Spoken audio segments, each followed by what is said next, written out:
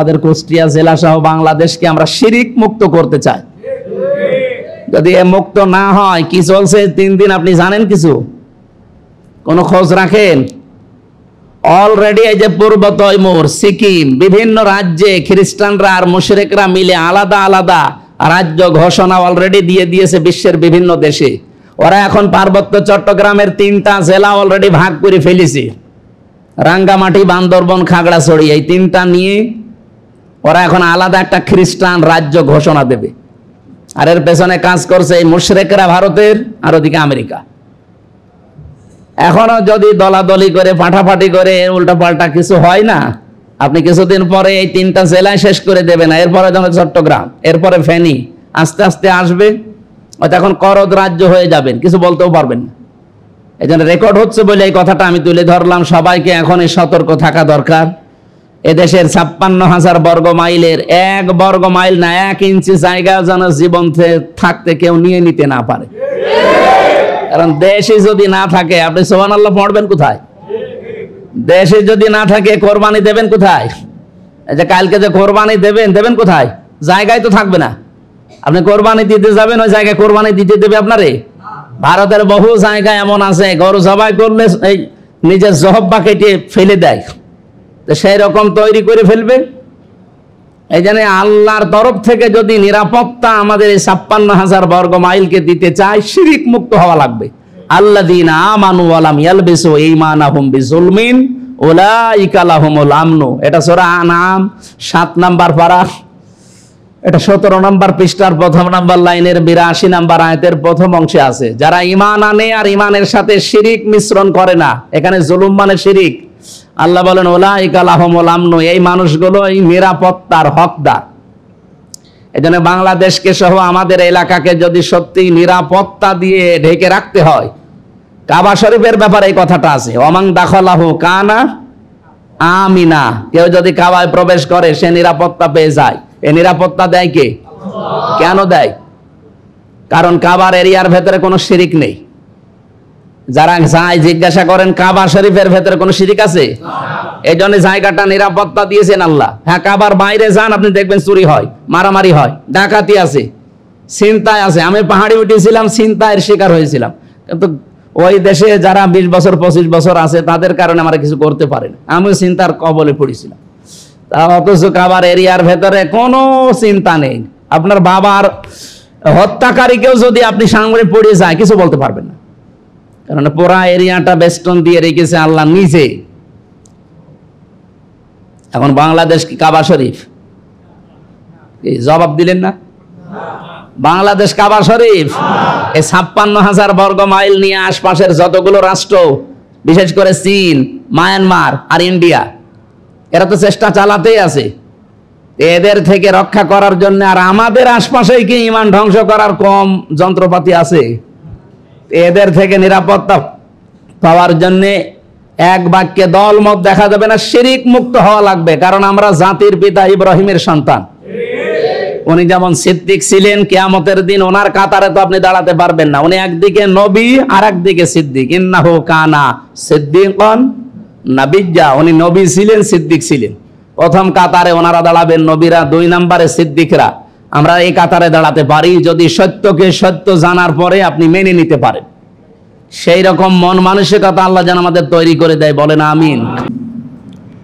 ইন্না ইদ্দাতাশ শুহুরি ইনদাল্লাহি 12 শাহরান ফি কিতাবিল্লাহ ইয়াওমা খালাকাস সামাওয়াতি ওয়াল আরদা মিনহা আরবাআতুন হুরুম যালিকাদ-দীনুল কাইয়্যিম ফালা তাযলিমু ফীহিন্না আনফুসাকুম ওয়া কাতিলুল মুশরিকিনা কাফাতান কামা ইউকাতিলুনাকুম কাফা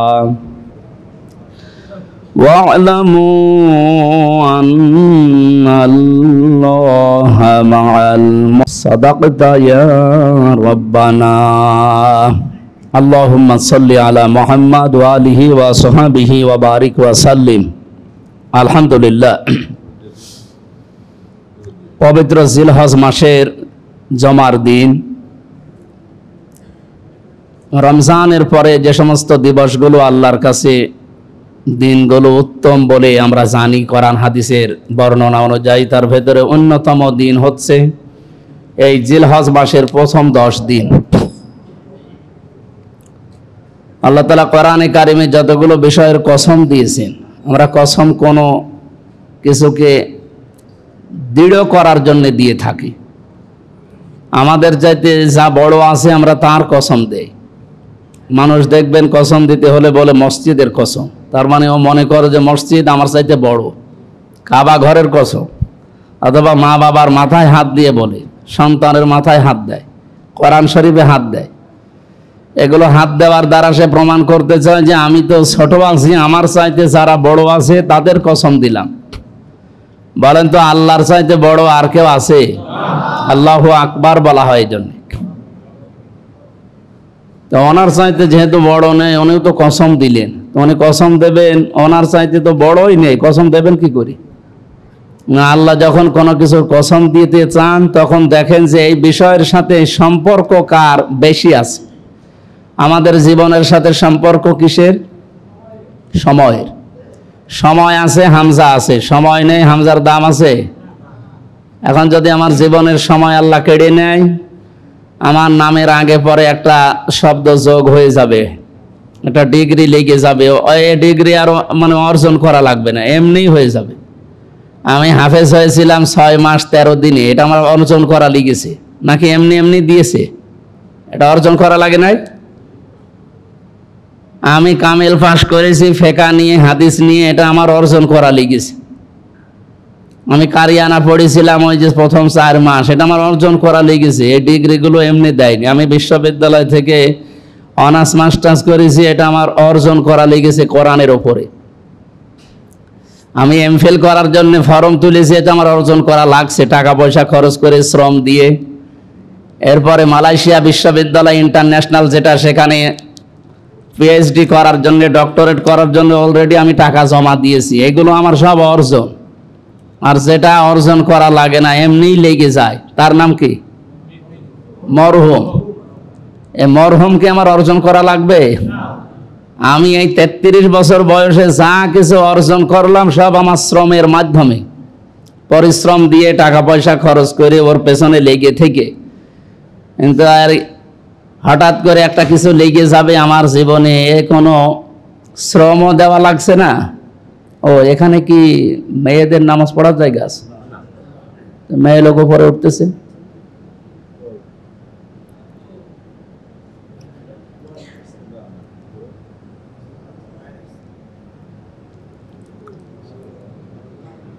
না, এ কথা শোনার পরে আপনারা আশ্চর্য হচ্ছেন। মানে মেয়েদেরও নামাজ পড়ার ব্যবস্থা করা দরকার, কারণ এই কথাগুলো তো শুধু আমাদের জন্য না, কোরআন শরীফ কি পুরুষের জন্য? 7 দিনে অন্তত একটা দিন তারা পায়। এই জন্য যদি ওই রকম পরিবেশ থাকে আমাদের এলাকায়, শুধু এই এলাকায় না, সব জায়গায় আমি বলি যে মেয়েদের আলাদা পরিবেশ তৈরি করে দেবেন। কুষ্টিয়া বড় মসজিদ যেটা ইসলামী কলেজের পাশে, ওর উপরে দেখবেন মেয়েদের জন্য আলাদা জায়গা করা আছে। আমার যেখানে এখন বাড়ি কুষ্টিয়া 6 রাস্তার মোড়ে, এই মসজিদের পেছনে আমার বাড়ি। এই মসজিদের 2 তলার এক সাইডে ওদের জন্য আলাদা জায়গা করা আছে। কারণ ওখানকার যারা কথা বলে ওরা শুধু পুরুষের জন্য না, নারী পুরুষ উভয়ের জন্য বলা হয়। এই জন্য এই সিস্টেমগুলো চালু করা দরকার। বলে না মসজিদে মেয়ে লোক যাবে, আরে মেয়ে লোক বাজারে যাচ্ছে, অসুবিধা নেই। আর মসজিদে এসে কোরআনের কথা হাদিসের কথা শুনবে, আপনার অসুবিধা হয়ে যাচ্ছে। নবীর মসজিদে মেয়ে লোক যায় না? মসজিদে নববীতে আলাদা জায়গা করা আছে, কিন্তু কাবা শরীফ তো আলাদাও নেই, সব এক জায়গায়। যেন আগামীতে এরকম সিস্টেমগুলো। মহিলা এমনি আসতে কেন? ও কি করবে? জবাই করে ফেলা লাগবে। এখন কয়েকটা মাসলা আমি পরে বলছি, এখন জবাই করতে বলেন, পরে মাসলাগুলো বলছি, এখন অন্তত জবাই করে দিন।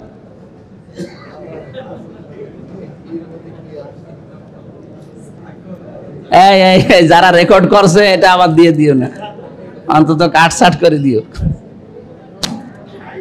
দেন ওনার গার্জিয়ান যদি থাকে ওই মহিলার একটু পাঠিয়ে দেন, তাড়াতাড়ি পাঠিয়ে আমাদের পরিবেশ ঠিক করে দেন।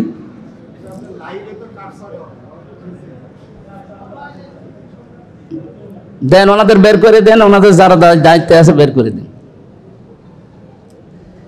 সম্মানিত মুসল্লি কিরাম,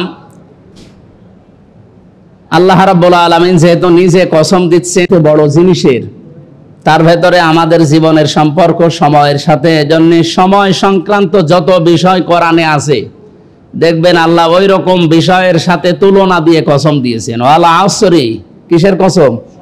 সময়ের কসম।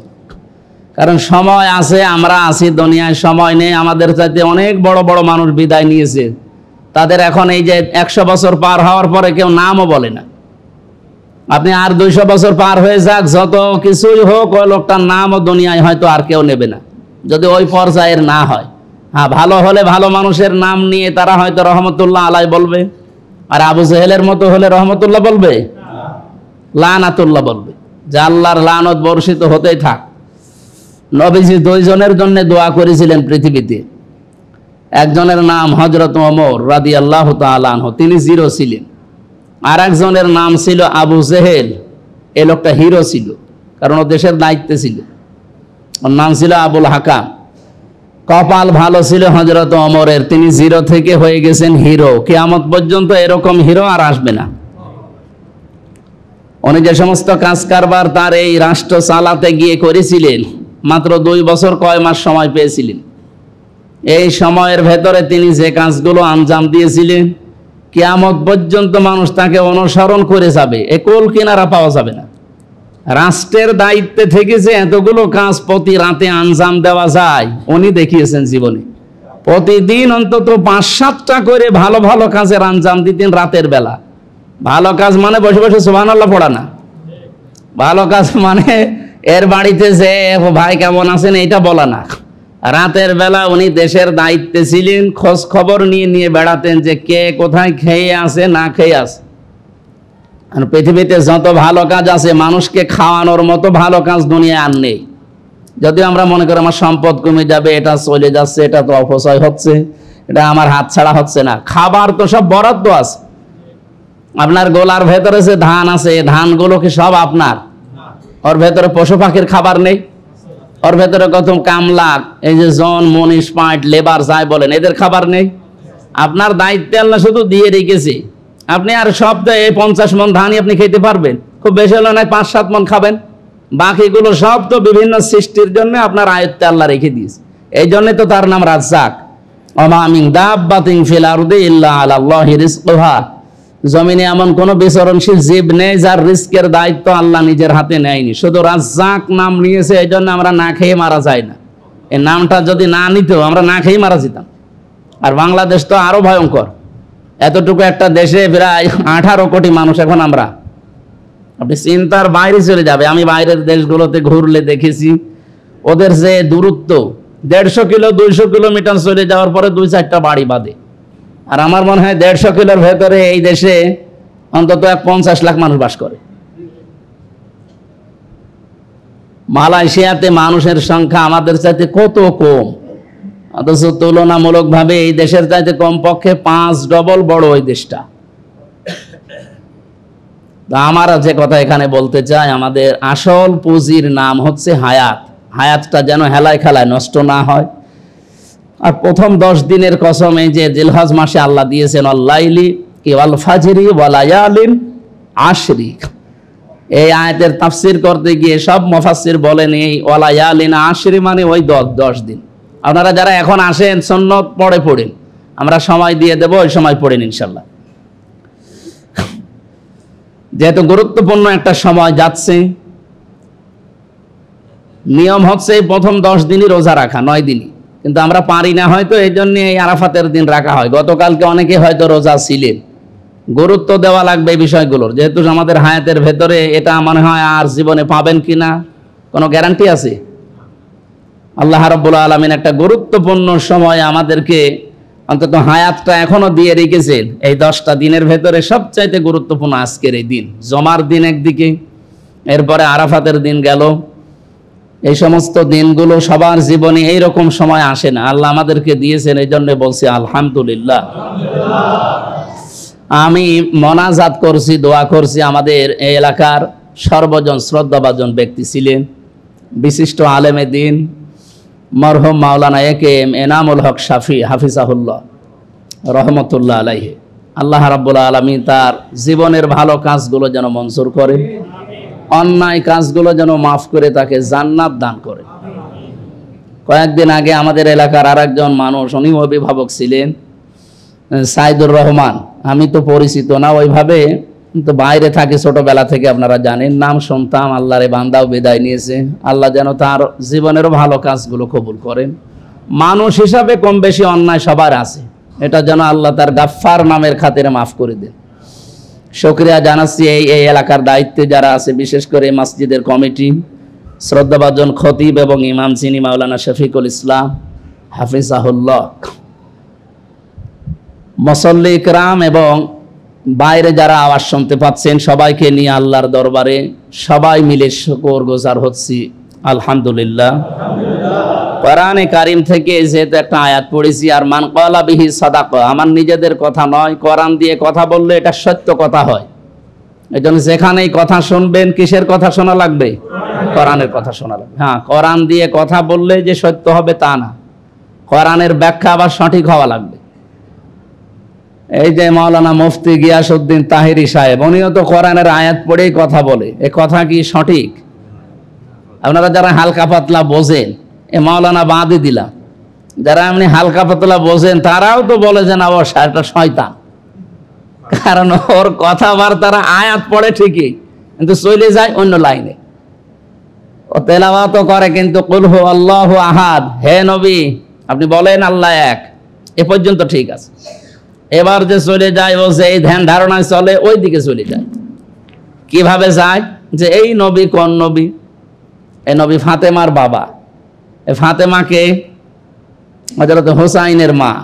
হোসাইনকে উনি কারবালার শহীদ হয়েছিলেন। এবার আমি কারবালার কাহিনী শোনাবো আপনাদেরকে ঘন্টাখানিক। আয়াত পড়েছিল কি? আল্লাহর একাত্মবাদের আয়াত পড়েছে, কুল হু আল্লাহু আহাদ। শিরিক মুক্ত জীবন তৈরি করার যত তথ্য এই আয়াতের ভেতরে আছে, অথচ চলে গেছে কোথায়? কারবালায়। তাও 2-5 মিনিট বলে আবার ফিরে আয় না, 1-1.5 ঘন্টা শুধু কারবালায় চলছে। অথচ কারবালার যে মূল শিক্ষা 27টা, একটা শিক্ষা জীবনে বলে না। শুধু এনিয়ে বিনিয়ে ওই যে বাবা বাবা বাবা বাবা নিয়ে পাগল। তাও বাবা সে ভালো বাবা হলে তো হয়, আগলা বাবা, পাগলা বাবা, শের আলী বাবা, শাহ আলী বাবা, কুতুব বাবা, কত বাবা বানিয়েছে। আমরা বাঙালি মানুষ, বলেন তো বাবা বেশি হওয়া ভালো না খারাপ? যার বাবা বেশি ওর সমস্যা না, আমি সমস্যাটা নাই বললাম। ওরা কোন ধাঁচে আছে আপনি বলেন? আয়াত তো পড়িয়েছে ঠিকই, কুল হু আল্লাহু আহাদ, চলে গেছে কারবালা নিয়ে। এই জন্য কোরআনের কথা শুনলেই মনে করবেন না, এ তো বিশাল সরসার দিয়ে সুন্দর করে কথা বলছে, এ মনে হয় কোরআনের যা কথা এ সত্য কথাই বলছে। না, কোরআনের কথা বোঝার জন্য আমাদের আবার যোগ্যতা থাকা লাগবে। এই জন্য মনে হয় এই মাদ্রাসা আপনারা দিয়েছেন, আলহামদুলিল্লাহ। এই মাদ্রাসা দেওয়ার উদ্দেশ্যই তো এইটা, যে এখান থেকে কোরআন বুঝবে, হাদিস বুঝবে, শিখবে। কেউ যদি বাংলাদেশ থেকে এই এলাকায়, বিশেষ করে পাটিকাবাড়ি ইউনিয়নে আসে, এই মানুষগুলোই তো শুনতে যাবে। ও যদি তাহিরি সাহেবের মতো আয়াত পড়বে আল্লাহর একাত্মবাদে, এরা চলে যাবে কারবালায়, তখনই হাত চেপে ধরা লাগবে। এই আপনি পড়েন কি আর বলছেন কি? এরকম সব জায়গায় দিনের এটা ছড়িয়ে দেওয়া দরকার। বিশ্বনবীকে আল্লাহ যে 4 দফা কর্মসূচি দিয়ে পাঠিয়েছিলেন, তার ভেতরে অন্যতম এটা ছিল। তিনি মানুষকে ওই আল্লামুহুমুল কিতাব, কিতাবের শিক্ষা দিতেন। আর কিতাবের শিক্ষা যখন পরিপূর্ণ জারি হয়ে যাবে, ওই জাক্কিহিম, তখন পবিত্র করা সম্ভব হবে। এই জাক্কিহিম শব্দের কয়েকটা অর্থ আছে, তার ভেতরে একটা অন্যতম অর্থ হচ্ছে সংস্কার করা, বৈষম্য দূর করা। এইটা দূর করার জন্যই কিন্তু এই যে 2732 জন মানুষ জীবন দিয়ে চলে গেল। তাদের জীবনের দাম ছিল না? আপনি কি মনে করেন আবু সাঈদের জীবনের কোনো দাম নেই? ও গরিব মানুষের ছেলে, এমনি যাই বুক পেতে দিয়েছে, অত সহজ? আপনি জানতো দেখি, সে গরিব হোক আর ধনী হোক, সব চাইতে দামি জিনিস মানুষের কাছে কি? জীবন। সে জীবনটাই দিয়ে গেল। তার মানে তার দেওয়ালে পিঠ থেকে গিয়েছিল, বৈষম্যের শিকার হতে হতে এখন আর জায়গা নেই, কি করবে? এবার বলছে বুক পেতেছি গলি কর, বুকের ভেতর বসে ঝড়, কি করবে আর? এরকম যারা জীবন দিয়েছে প্রত্যেকে এরকমই ছিল, যেটার জন্য দিয়েছিল সে উদ্দেশ্য এখনো পর্যন্ত সফল হয়নি। কারণ ওনাদের যে সমস্ত দফা ছিল, রফা ছিল, এই বিষয়গুলো যদি সামনে নিয়ে এসে বাস্তবায়ন না করা হয় তাহলে তাদের জীবনের কি মূল্য আছে? কি কোরআন শরীফ পোড়াটা পড়ি আমি যতটুকু বুঝেছি, গুরুত্বপূর্ণ দুইটা তথ্য আমার কাছে খুব বেশি নাড়া দেয়। এমনিতেই মানুষ যদি মরে যায় সাধারণভাবে কোনো মানুষ মারা গেলে ওর জীবন নিয়ে কোনো আলোচনা আমি কোরআনে পাইনি। কিন্তু কোনো মানুষ যদি শাহাদতের মরণ পায়, এত দামি মরণ এটা, আল্লাহ নিজে জানিয়েছেন, ওয়ালা তাকুলু লিমা ইউকতালু ফি সাবিলিল্লাহি আমওয়াত বাল আহইয়াউ ওয়ালাকিন লা তাশউরুন। সূরা বাকারা 154 নম্বর আয়াতে আছে, 153 নম্বর আয়াতে আল্লাহ তাআলা বলেন, হে পৃথিবীর মানুষেরা সাবধান, ওয়ালা তাকুলু, এটা বহু বচন, কেউ এ কথা বলবা না যে লোকটা শহীদ হয়েছে ও মরে গেছে, না। এজন্য আপনি আজ পর্যন্ত দেখেছেন যে শহীদ জিয়াউর রহমান, ওনাকে মেরে ফেলা হয়েছিল। শহীদের কিছু ক্যাটাগরি আছে, শ্রেণী বিন্যাস আছে। এই দেওয়াল চাপা পড়ে কেউ যদি মরে যায় সে কি শহীদ, শহীদের মর্যাদা পায়। কেউ যদি পানিতে পড়ে মরে যায় সে কি শহীদ, বলতে শহীদের মর্যাদা পাবে। কিন্তু শহীদ যে কিয়ামতে কাতার একটা আলাদা থাকবে, 4টা কাতার হবে না? উলাইকাল্লাযীনা আনআমাল্লাহু আলাইহিম মিনান নাবিয়্যিনা ওয়াস-সিদ্দীকিনা ওয়াশ-শুহাদাই ওয়াস-সালিহিন। কিয়ামতের দিন কাতার বানাবে আল্লাহ কয়টা? 1 নম্বরে নবীদের কাতার, এখানে অন্য সাধারণ মানুষ যেতে পারবে না। 2 নম্বরে কাতার বানাবে আল্লাহ সিদ্দিক মানে না, এই কথা বলা যাবে না, যে যেখানে আছেন বসে পড়েন। সিদ্দিক বলতে আমাদের এই বাংলাদেশ আর ভারত, আমি এই দুইটা দেশের বহু জায়গায় গেছি, এই একটা ভুল ধারণা তৈরি করা আছে। যারা আলেম আছেন এবং শিক্ষিত মানুষ আছেন, লেখাপড়া করবেন। সিদ্দিক মানে সত্য কথা বললেই মানুষ সিদ্দিক হয় তা না। বলেন তো এখানে আর কিছু জানেন কিনা? সত্যবাদীদের সাথে থাকাও সিদ্দিক না। সত্যকে সত্য জানার পরে যে লোকটা দ্বিধাহীন চিত্তে প্রশ্ন ছাড়া মেনে নেয়, এই লোকটা সিদ্দিক। আর এই সিদ্দিকই বাংলাদেশে কম। হযরতে আবু বকর, ওনার নাম ছিল আবু বকর, এতটুকু, ওনাকে সিদ্দিক দিয়েছে রাসূলুল্লাহ। আর নবী কি আন্দাজে সিদ্দিক দিয়েছে? বলেন মা ইয়ানতিকু আনিল হাওয়া, নবীজি কোনো কথা বলেন না, ইন হুয়া ইল্লা ওয়াহয়ু ইউহা, যতক্ষণ আল্লাহ তাকে কিছু না জানায়। তাহলে আবু বকরকে যে সিদ্দিক নবীজি দিয়েছিলেন, ইনি তো আন্দাজে দেয়নি, আল্লাহ তাকে দিয়েছে, এই জন্য তিনি জানিয়েছেন। মেরাজের যে কাহিনী আমরা শুনি, এত আশ্চর্য কাহিনী পৃথিবীতে আর কোনোদিন ঘটেনি, ঘটবেও না। 27 বছরের সফর, অথচ ঘরের এই যে দরজার শিকল ওই পর্যন্ত এখনো পর্যন্ত নড়ছিল, দোলাদলি করছিল। অজর পানি এখনো গড়িয়ে চলে যাচ্ছে, যেখান থেকে উঠেছিলেন ওই জায়গাটা এখনো গরম ছিল। অথচ এর মাঝখানে কেটে গেছে কয় বছর? 27 বছর। পৃথিবীর ইতিহাসে এরকম আর কিছু নেই। এই জন্য আল্লাহ এই ঘটনা বলতে গিয়ে নিজেই আশ্চর্য হয়ে গেছেন। আপনি কোরআনে কারিমে এই মেরাজের ঘটনা যখন দেখবেন, আল্লাহ যখন বর্ণনা দিয়েছেন, তখন তিনি নিজে পর্যন্ত আশ্চর্য বোধ করছেন। সুবহানাল্লাযী আসরা বিআবদিহি লাইলাম মিনাল মাসজিদিল হারামি ইলাল মাসজিদিল আকসা। এই নাম কি আপনার বাবা রেখেছে? আপনার নাম আমির হামজা, আমার নাম মুসলিম। আমার নাম কি? আমি একজন মুসলমান। এই নামটা রেখেছে আমাদের জাতির পিতা, যিনি মিল্লাতা আবিকুম ইব্রাহিম হুয়া সাম্মাকুমুল মুসলিমিন।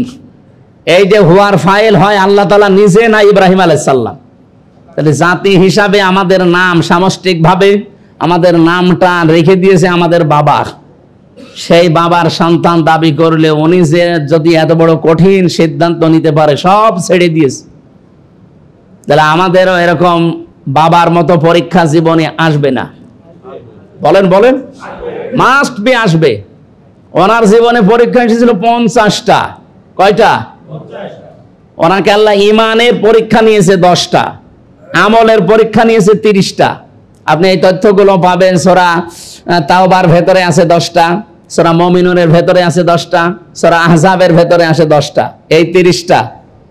আর পুরা কোরআন শরীফ মিলে আসে 10টা, ওই যে ইমানের 40টা। আর পুরা 3.5 হাত বডির ভেতরে আছে 10টা।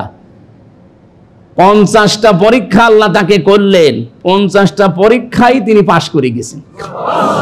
একটা পরীক্ষায় তিনি জীবনে ফেল করেননি। আল্লাহ তাআলার এই পাঠানো খলিল, যাকে খলিল বলা হয়, সিদ্দিক বলা হয়, কোরআনে কারিমে সূরা মরিয়মের ভেতরে আয়াতটা পাবেন, 41 নম্বর আয়াত। আল্লাহ রাব্বুল আলামিন বলেন, ওয়াজকুর ফিল কিতাবি ইব্রাহিম ইন্নাহু কানা সিদ্দিকান নাবিয়্যা। অন্য আরেকটা কিরাত আছে, ওয়াজকুর ফিল কিতাবি ইব্রাহিম।